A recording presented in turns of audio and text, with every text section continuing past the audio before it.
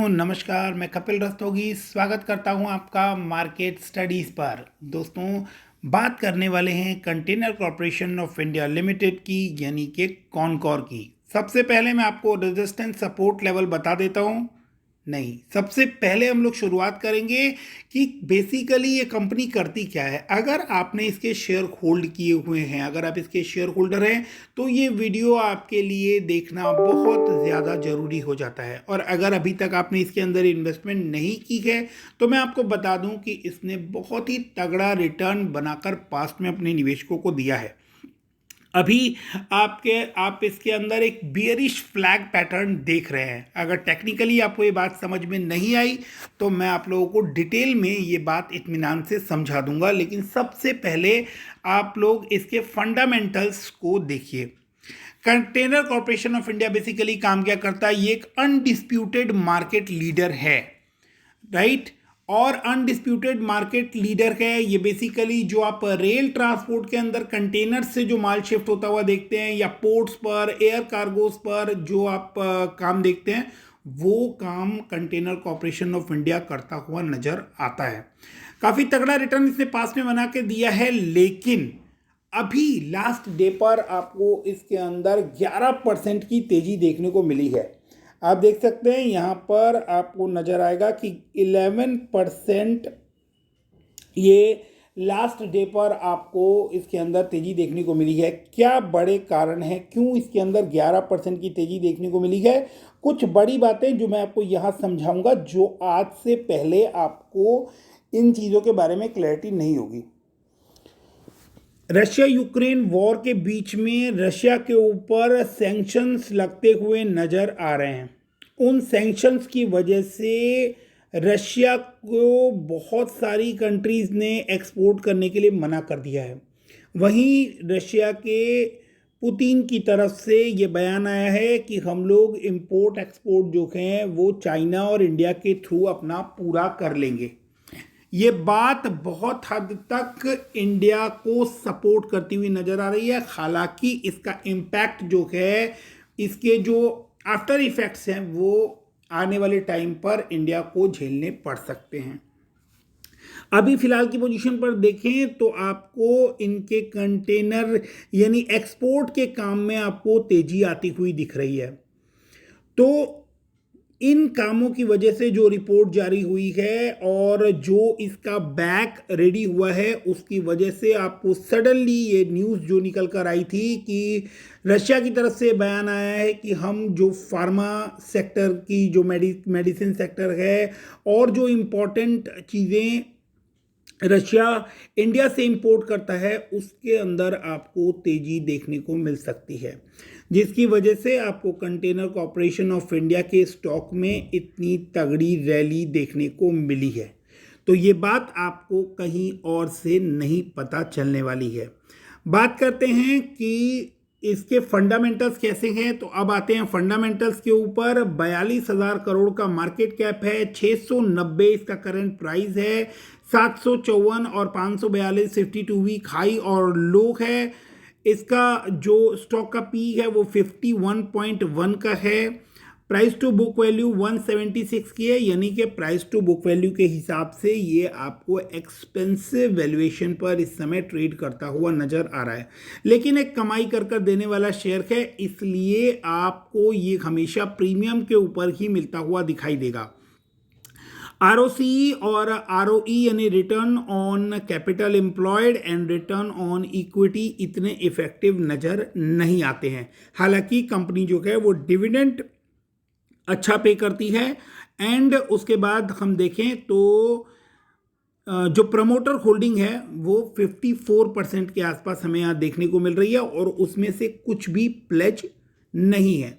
Company के ऊपर 721 करोड़ का डेट है, और ये डेट जो है ये नेग्लिजिबल अमाउंट है। ऐसा मैं क्यों बोल रहा हूँ, इसको आगे क्लियर करते हैं वीडियो में। सबसे पहले इसको चार्ट पर देखें तो 50 डीएमए और 200 डीएमए के नीचे आपको ये ट्रेड करता हुआ नजर आ रहा था। जैसे ही ये उस लेवल पर पहुंचा है, इसने एक बहुत तगड़ा ब्रेकआउट वहां से दिखाया, और जिसके बाद एक अच्छा मूवमेंट 11% का जंप, उसके बाद ये आपको ₹690 के लेवल पर इस समय दिखाई दे रहा है। कंपनी ऑलमोस्ट डेट फ्री है, अच्छा डिविडेंड मेंटेन कर चलती है। अब इनकी सेल्स, सबसे इंपॉर्टेंट चीज होती है किसी भी फंडामेंटल एनालिसिस में सेल्स। तो सेल्स जो है वो आपको बहुत फास्ट ग्रो होती हुई दिखाई नहीं दे रही है, लेकिन आने वाले टाइम पर जो एक्सपेक्टेशन है उसके बेसिस पर आपको अब इसके अंदर एक तगड़ी रैली देखने को मिल सकती है और 1 से 2 क्वार्टर में आपको इंडिया का एक्सपोर्ट जो है वो डेफिनेटली बढ़ता हुआ दिखाई दे सकता है, जिसकी वजह से कंटेनर कॉर्पोरेशन ऑफ इंडिया का जो रोल है वो आपको काफ़ी बड़ा होता हुआ दिखाई देता है। तो हम सेल्स की बात करें तो 1700 करोड़, 1900 करोड़, फिर उसके बाद 1800 करोड़, वापस 1938 करोड़ के रेंज में आपको सेल्स जाती हुई दिखाई दे रही है। प्रॉफिट आपको कंटिन्यूअसली आपको बढ़ते हुए यहाँ पर नजर आ रहे हैं और 376 करोड़ के बाद आपको मार्च 21 में 196 करोड़ था, वहाँ से 438 करोड़, 432 करोड़ और 461 करोड़ के रेंज में दिसंबर 21 में हमें प्रॉफिट देखने को मिला। जो ऑपरेटिंग प्रॉफिट मार्जिन है वो आपको 24% पर कंसिस्टेंटली हमें दिखाई दे रहे हैं, जो कि एक बहुत ही अच्छा इंडिकेशन यहाँ पर नजर आता है। प्रॉफिट बिफोर टैक्स की बात करें तो 362 करोड़, प्रीवियस क्वार्टर्स किसी भी क्वार्टर से आपको बहुत अच्छा प्रॉफिट बिफोर टैक्स नजर आ रहा है और वैसा ही आपको नेट प्रॉफिट के अंदर भी देखने को मिल रहा है।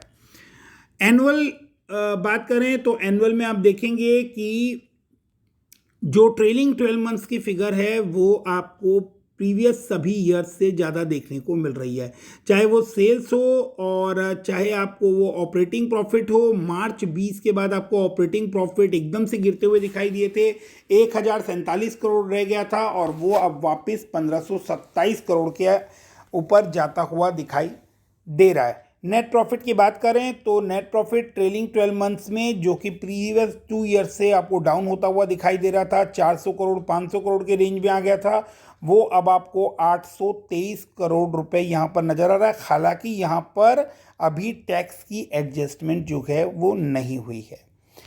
तो ये इसके फंडामेंटल्स हैं। फंडामेंटली काफ़ी अच्छा स्टॉक नज़र आ रहा है और काफ़ी मजबूत स्टॉक नज़र आ रहा है। इसके साथ साथ ही हम इसके अंदर देखें तो शेयर कैपिटल जो है वो 305 करोड़ की है शेयर कैपिटल, और रिजर्व्स जो हैं वो कंपनी ने इंक्रीज किए हैं, 10,000 करोड़ से ऊपर के रिजर्व्स कंपनी में नज़र आ रहे हैं।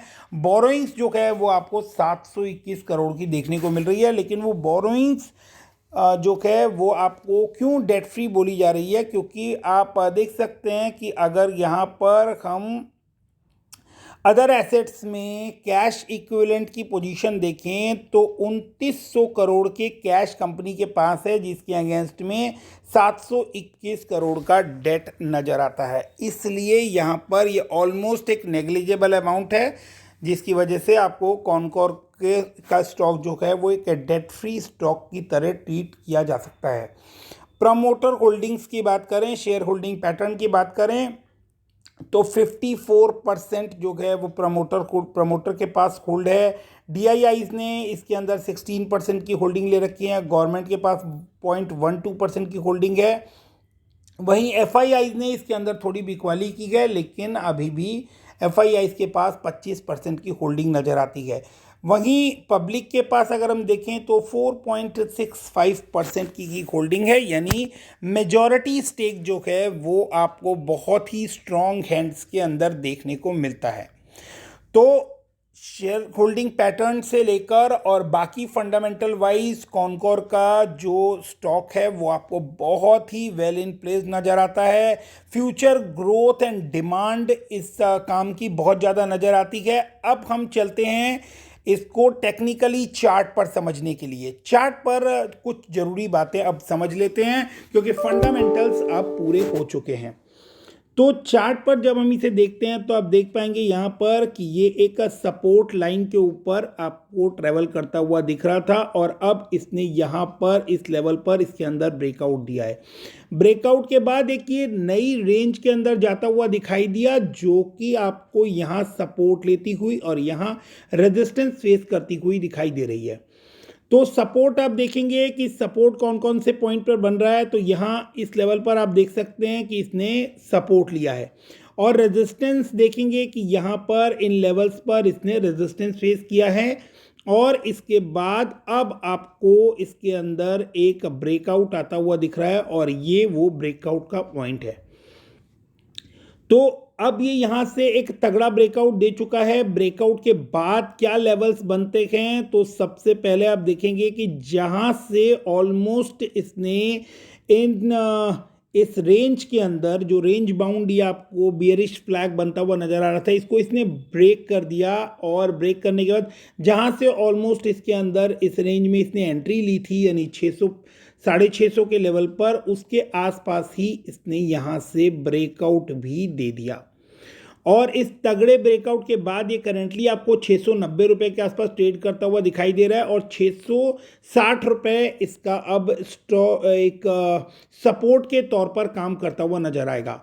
शॉर्ट टर्म में जो टारगेट्स आपको इसके अंदर निकल कर आ रहे हैं, वो टारगेट आपको कम से कम 750 रुपये के इमीडिएट बेसिस पर देखने को मिलने वाले हैं, जो कि एकदम ही शॉर्ट टर्म के अंदर आपको देखने को मिल सकते हैं। लेकिन अभी ये आपको एक दिन 11% के आसपास बढ़ चुका है, तो आपको इसको बाय कहाँ करना है। माइट भी आपको कल के दिन इसके अंदर थोड़ा बहुत प्रॉफिट बुकिंग आती हुई दिखाई दे।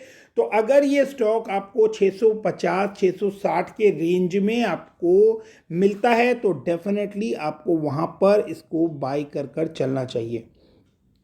तो नीचे जो सपोर्ट है वो इमीडिएटली 660 के आसपास है, और ये अभी 690 पर ट्रेड कर रहा है। तो इन बिटवीन आपको अगर कहीं मिलता है तो आप इसको बाय कर चल सकते हैं। यहाँ से एक अच्छी रैली आपको देखने को मिल सकती है। तो इसने एक तगड़ा ब्रेकआउट दिया है, इस ब्रेकआउट को हमें ध्यान रखना है, और ये ब्रेकआउट इसके लिए एक सपोर्ट की तरह डेफिनेटली काम करने वाला है। और इसके बाद आपको जो शॉर्ट टर्म में जो आपको टारगेट्स निकल कर आ रहे हैं वो 745 के आसपास हैं, और लॉन्ग टर्म में जो टारगेट आपको यहाँ से बनते हुए नज़र आ रहे हैं वो तकरीबन 900 रुपये के आसपास बनते हुए नज़र आ रहे हैं। क्यों? क्योंकि अगर ये जो डाउन साइड है, जो आप यहाँ देख सकते हैं, जो इसने हाई बनाया था वो 743 था, और जो इस पैटर्न का लो है वो तकरीबन 557 रुपये है। और अगर इस हाई में ये जो वेरिएशन आया है 200 रुपये का, अगर मैं इसको ऐड करता हूँ तो तकरीबन 947 रुपये के आसपास इसका हाई बनता है लॉन्ग टर्म के अंदर। तो आपको इन लेवल्स के ऊपर नज़र बनाए रखनी है। किसी तरह की कोई बल्क बाइंग या फोमो बाइंग नहीं करनी है। फियर ऑफ मिसिंग आउट नहीं होना चाहिए कि मैंने ये लेवल्स मिस कर दिए हैं तो इसके बाद बाइंग करेंगे तो पता नहीं कितना नुकसान हो जाएगा। ऐसा कुछ नहीं होता। मार्केट आपको पूरा मौका देती है। रिजल्ट जो आते हैं क्वार्टरली, उनके ऊपर आप बिल्कुल नज़र बनाए रखें। न्यूज़ बेस्ड जितनी भी न्यूज़ आती हैं वो सभी आप स्टडी करें, लेकिन स्टडी करने का मतलब कतई ये नहीं है कि आप पैनिक में आकर किसी स्टॉक को सेल कर लें, या फिर ग्रीड में आकर, या फियर ऑफ मिसिंग आउट जिसको बोलते हैं फोमो में आकर आप किसी तरह की बाइंग कर लें। तो एक सेंसेबल बाइंग कर चलें, अपना डिसिप्लिन मेंटेन करें। शॉर्ट टर्म में जो पैसा रिक्वायर्ड हो उसको मार्केट में ना लगाएं। लोन लेकर बिल्कुल भी मार्केट में इन्वेस्ट ना करें, तो आप डेफिनेटली मार्केट से अच्छा पैसा बना सकते हैं। ऐसे और वीडियोस देखने के लिए चैनल को सब्सक्राइब करके रखें। Thank you very much.